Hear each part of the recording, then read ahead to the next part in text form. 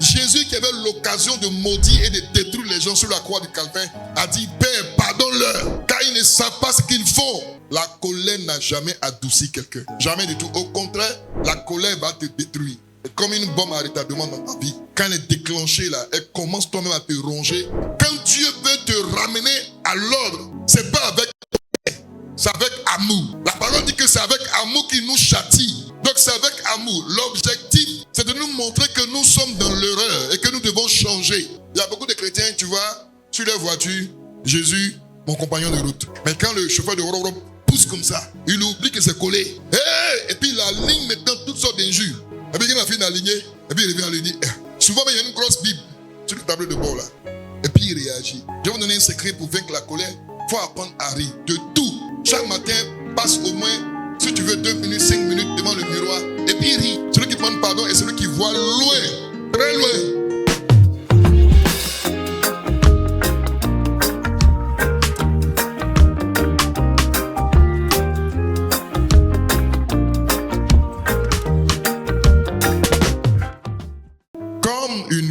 Forcé et sans muraille, ainsi est l'homme qui n'est pas maître de lui-même. Dieu nous dit que l'homme qui ne se maîtrise pas, qui n'est pas maître de lui-même, est semblable à une ville qui est en train d'être attaquée. Chacune des occasions de colère est un test pour éprouver notre équilibre, notre stabilité spirituelle, psychologique, physique. Ne voyez pas la colère quelque chose qui est votre allié. La colère vient pour éprouver ta capacité à te maîtriser, ta stabilité, à comprendre les choses et à dire ce qu'il convient de dire. Écoutez, il y a des gens qui ont évolué dans des familles où le seul langage n'est que les cris. Tu as vu ta mère, c'est toujours par les cris qu'elle parle. Tu as vu ton père, c'est toujours par la chicotte, par les cris qu'il parle. Donc tu penses que c'est comme ça que les choses sont. La colère n'a jamais adouci quelqu'un. La colère n'est pas un pansement. La colère ne te mettra jamais à l'aise après l'avoir exprimé. Jamais du tout. Au contraire, la colère va te détruire. C'est comme une bombe à retardement dans ta vie. Quand elle est déclenchée là, elle commence toi-même à te ronger sans que tu ne te rendes compte. Combien d'opportunités vous avez ratées à cause de la colère? Et après la colère, tu ne sais pas comment tu vas revenir. Lorsque la colère te prend, elle te surprend, tu es comme sans frein. Tu veux agir automatiquement, immédiatement. Tu veux faire avant d'être à l'aise. Donc quand tu es en colère, ta langue parle plus vite que ton cerveau. Tu as fini de parler, d'agir avant de réfléchir.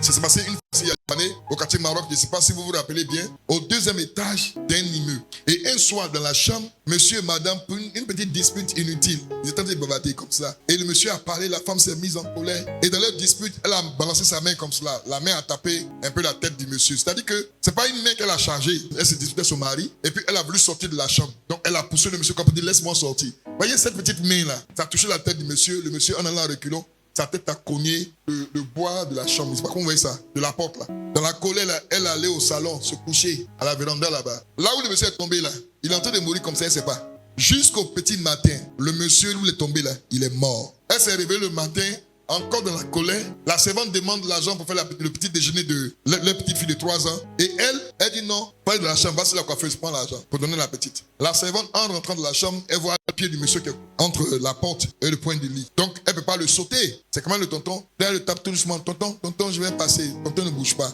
Elle fait ça, tonton est sec. Elle va appeler sa tante. Elle dit non, laisse-le faire exprès. Faut sauter, va prendre l'argent. Qu'elle vient constater, le monsieur est raide, il est mort. La petite chose s'est passée hier nuit. Le monsieur en est mort. Pris de panique. Regardant sa fille paniquer, elle s'est jetée au 2e là. Elle est tombée. Heureusement pour elle, elle n'est pas morte. Une petite dispute qui n'a pas de tête a créé une mort d'homme, a détruit un foyer, une famille, a mis une petite fille orpheline.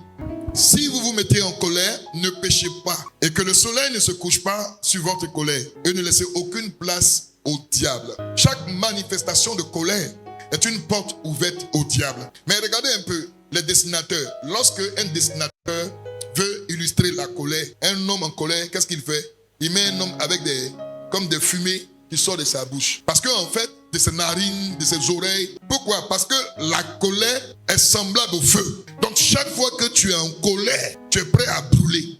Ce n'est pas mauvais de corriger. Mais quand tu corriges avec colère, tu montres de la volonté de Dieu. Il faut corriger avec amour. Quand tu corriges avec amour, tu montres à l'enfant qu'il est dans l'erreur. Mais quand tu corriges avec colère, tu lui montres que tu es dans la colère.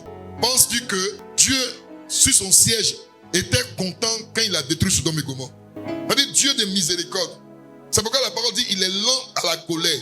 Parce que Dieu est un père. Quand Dieu veut te ramener à l'ordre, c'est pas avec colère, c'est avec amour. La parole dit que c'est avec amour qu'il nous châtie. Donc c'est avec amour. L'objectif, c'est de nous montrer que nous sommes dans l'erreur et que nous devons changer. Quand Noé et sa famille sont sortis du déluge, qu'est-ce que le Seigneur a dit? Il dit, je ne frapperai plus le monde par un tel déluge. Pour quelle raison? Il a eu mal de le faire. Donc si Dieu a mal de détruire ceux qui méritent de périr, imagine alors, toi qui fais l'effort de lui ressembler, comment il ne sera pas capable de bénir ta vie. La colère vous fait porter un masque qui n'est pas le vôtre. Elle vous donne un autre visage. Elle vous transforme. Et du coup, toi qui étais une personne modèle, une personne exemple, tu deviens une autre personne bizarre. Et après, tu te rends compte, mais tu dis, mais qu'est-ce que j'ai fait? Regardez bien.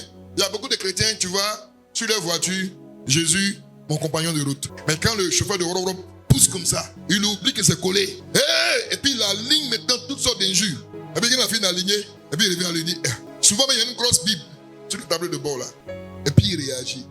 Puisque la colère est une ouverture au diable. Lorsque nous dormons dans la colère, il y a des songes que nous avons qui sont en fait des influences du diable. Alors j'étais face à une dame qui est venue me voir un jour. Elle était tellement convaincue que sa tante est sorcière. Et pendant que je lui parlais, qu'elle me parlait, eh bien, elle relatait un peu ce que sa tante faisait, tout dans les songes, dans les cauchemars. Moi, j'étais en train de discerner en esprit et le Saint-Esprit me dit non. Demande-lui si elle n'a pas eu des histoires avec sa tante. Est-ce que sa tante lui a pardonné cela? Sa tante s'est mise en colère contre elle. Elle aussi s'est mise en colère contre sa tante. Et parce qu'elle ne se parle pas, le diable utilise maintenant l'image de sa tante pour la poursuivre en rêve. C'est-à-dire, la tante même n'est pas au courant. Mais la colère a prêté son visage au diable. Et le diable maintenant utilise le visage de la tante pour la pourchasser en rêve. Pour la lapider en rêve. Donc elle rêvait constamment de sa tante qui la poursuit. Et elle va partir, on lui dit que ça c'est sorcière. Or la tante même, elle n'est pas sorcière. Elle-même, elle a besoin que Dieu l'aide. Il a dit, c'est que tu m'expliques, voici ce que le Seigneur me donne comme révélation. Je regarde son visage et sens qu'elle ne croit pas. Et le Seigneur me dit, dis-lui de demander à sa tante si elle-même là, elle n'a jamais poussé la tante dans les cheveux. La même chose, qu'elle se réconcilie avec sa tante. Elle pose la question à sa tante. Tante, dis-moi, est-ce que tu as déjà rêvé où je t'ai poursuivi? Elle dit que plusieurs fois poursuivi dans mon rêve. Donc vous comprenez, deux sorcières qui s'ignoraient, si on devait l'appeler sorcières, elles ont prêté leur visage au diable. Et le diable maintenant utilise leur visage pour créer un conflit dans la famille. Quand tu laisses la haine s'installer dans ton cœur, c'est-à-dire que tu ne crées même pas l'atmosphère paisible autour de toi. C'est l'atmosphère de chaleur, de dégoût. C'est-à-dire toi-même, à un moment donné, tu ressens que tu n'es plus à l'aise. Et ça fait que, à cause de la haine, tu commences à avoir des maladies. Il y a des pathologies qui naissent à partir de la haine. Donc, il est préférable d'avoir beaucoup d'amour que de laisser conduire par la colère. Je vais vous donner un secret pour vaincre la colère. Il faut apprendre à rire de tout. Chaque matin, passe au moins, si tu veux, 2 minutes, 5 minutes devant le miroir et puis ris. La colère fait qu'on fait sortir des paroles de notre bouche qui détruisent la vie de nos enfants. Parce que ton enfant t'est énervé, tu le regardes, excusez-moi, tu dis idiot. Pourtant, la vérité, ça n'a rien à voir avec l'enfant. Non, tu es nul. L'enfant n'est pas nul, hein. Donc si ton enfant est nul, c'est toi-même qui es la source de la nullité. Non, tu ne dis pas à l'enfant tu es nul. Tu dis ce que tu as fait est nul.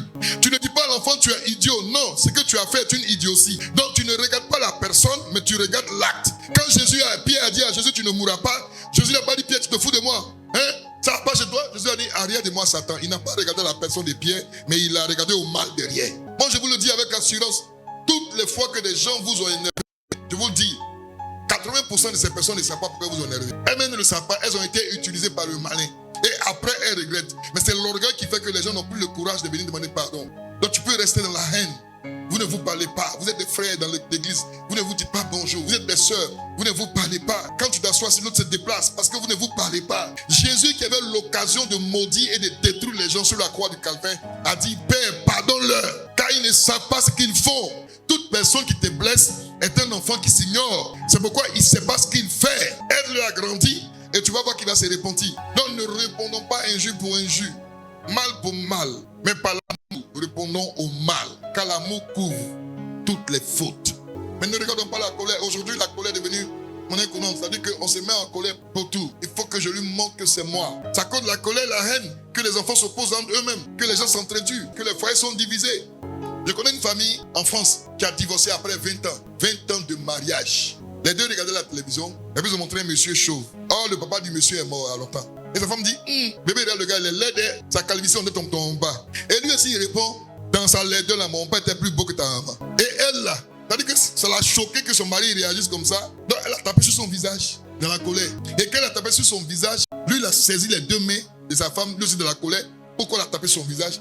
Il a serré les deux mains de sa femme. Elle a tellement crié de la maison que vous savez, en France, là, les voisins de bateau, ils ont appelé la police. Quand la police vient, la colère de la femme n'est pas encore descendue. Elle dit à la police, non, je ne veux plus le voir. Donc lui, il est sorti avec la haine pour dire que sa femme était capable de l'exposer devant la police en disant qu'elle n'est pas en sécurité. Donc il est parti dans son coin. Et elle qui a fait ça, elle attend qu'il vienne lui demander pardon. Lui aussi, il attend qu'elle vienne lui demander pardon. 1 mois est passé dedans, 2 mois est passé dedans, 3 mois, ils sont allés au divorce. Souvent, quand le diable veut vous avoir, c'est des choses qui n'ont pas de tête, qui n'ont pas de cœur. Souvent, même par là qui va vous faire divorcer là. Vous ne divorcez pas. Mais pourquoi toi, tu es la femme, tu dois rester. Laisse le morceau de viande, c'est moi qui dois le prendre d'abord. Je suis ton chef. Et prendre, je me servir, te donne. Ça, là, avec les divorces. Et pour ceux qui connaissent l'histoire, cette histoire de la Bible, Isaac, dans sa vieillesse, a décidé de bénir Ésaü. Et sa mère a créé des conditions pour que Jacob prenne la bénédiction, parce que le choix de Dieu était déjà porté sur Jacob. Quelquefois, ce qui crée en nous la haine, le ressenti, ce qui crée en nous la colère, c'est le choix qu'on porte sur nos semblables au détriment de notre personne. Jacob est choisi par Dieu et deux nations se combattent dans les entrailles de leur mère. Et Dieu dit, le plus grand sera assujetti au plus petit. Et dès la naissance déjà, Jacob a saisi le talon d'Ésaü, son frère, pour lui dire, tu sors le premier, mais c'est moi qui te tiens, c'est moi qui suis ton chef. Et la première action de Jacob, il va récupérer les droits d'aînesse de son frère aîné Ésaü, en lui donnant des lentilles et autres, à cause de la nourriture. C'est la première action de Jacob. La deuxième action de Jacob, c'est lorsque Isaac, dans sa vieillesse, veut maintenant bénir. Lui, Isaac, il n'était pas là quand Dieu parlait à sa femme. Lui, Isaac, n'était pas là quand Dieu avait choisi Jacob. Sa femme aussi n'a pas pris la peine de dire à son mari, parce qu'elle ne comprenait pas, elle n'était pas convaincue qu'il puisse comprendre cela. Parce que dans la culture hébraïque, c'est l'aîné qui est le chef. On ne peut pas donner la faveur au cadet. Donc si elle lui dit, alors que chez les Hébreux, c'est ce que les gens inventent en parlant mal du ministère de la femme. Chez les Hébreux, la femme, elle n'a pas de mots à dire. Elle est bonne pour la nourriture et pour faire des enfants. Alors il décide de bénir son fils aîné. Parce que pour eux, avant de mourir, la dernière parole est une bénédiction qui demeure. Et donc, il appelle son fils Ésaü, qui est chasseur, et lui dit, va à la chasse, fais-moi du gibier et amène-le-moi afin que mon âme te bénisse. Il met ici un point d'honneur sur la bénédiction de l'âme pour faire la différence entre la bénédiction de la bouche. La bénédiction de la bouche, elle est normale. Mais la bénédiction de l'âme, c'est lorsque ton être intérieur est touché. Ce qui est relâché est fort parce que c'est spirituel. Or, une bénédiction qui est relâchée en s'appuyant sur la base spirituelle, elle a obligation de s'accomplir. Et leur mère a entendu cela. Et qu'est-ce qu'elle va faire? Elle prend un chevreau qui est un animal domestique. Et puis, elle fait à manger. Elle donne cela à Jacob. Jacob va donner à manger à ton père pour qu'il te bénisse. Alors, Isaac va manger la nourriture. Et puis, quand Jacob va rentrer, il va dire, Jacob, approche. Il va toucher Jacob. Et puis, il dit, la voix est la voix de Jacob, mais les mains sont les mains d'Ésaü. Moi, quand je me dis cela, je me dis que quelque part, Isaac a su. Mais le goût de la nourriture était tellement fort qu'il ne pouvait pas réfléchir. Alors, il va déclarer, il va relâcher la bénédiction sur Jacob. Et Jacob, après avoir reçu la bénédiction, va fuir. Mais ce qui est occasion de réflexion, c'est que Jacob, lorsqu'il fuit, il fuit sans rien. Isaac était très riche. Il avait une fortune inestimable. Et puis, Jacob fuit, il ne prend rien du tout. Il va. Et quand Ésaü vient, Isaac lui dit, il vient, il prend mission. Isaac est tombé, il dit, c'est pas toi qui te l'as dit, non. Et il pleure. Écoutez, ça nous donne de réfléchir. C'est-à-dire, Ésaü, il hérite de toute la fortune d'Isaac. Mais il a mal de ce que la dernière parole d'Isaac n'a pas été prononcée sur lui. Parce que la bénédiction n'a pas de date de péremption. Lorsqu'elle est déclarée, elle est relâchée par l'âme. Elle subsiste à jamais jusqu'au retour de Jésus. Ce qu'il a fait est tellement grave que je ne peux pas le laisser. Pour que je sois calme, pour que je sois satisfait, il faut que je le tue. Il ne parlait pas de son cousin, de son ami de quartier, de son voisin. Il parlait de son propre frère jumeau. Qu'est-ce que Jacob a pu faire? Il a envoyé ses femmes, il a envoyé ses serviteurs avec des présents devant lui pour aller rencontrer son frère avant que lui se présente à lui. Et les présents ont calmé la colère d'Ésaü. Beaucoup de destinées se repositionnent dans le droit chemin à cause de la bénédiction de l'âme. Mais les chrétiens aujourd'hui négligent cet aspect de bénédiction. Pourquoi ils se disent c'est la même chose? Ce n'est pas la même chose. Isaac les a bénis plusieurs fois. Mais cette bénédiction relâchée n'avait rien à voir avec les autres fois. C'est pas la même chose. Prends en considération ce que Dieu relâche sur ta vie. Cela va produire le résultat dans ta vie. Jacob a trouvé l'astuce. Il faut détruire la colère d'Ésaü pour que Ésaü et moi on puisse se réconcilier. Trouve des astuces pour détruire sa colère. Et la première astuce, c'est de savoir se plier. C'est de savoir se rabaisser. Et Jacob avait été élevé en dignité par le père. Mais il s'est rabaissé parce qu'il voulait détruire sa colère. Écoutez, il y a des gens qui sont en colère contre vous, mais qui sont en fait les personnes de connexion pour votre vie. Elles ont la haine contre vous. Pourtant, c'est par elles que Dieu veut passer pour vous bénir.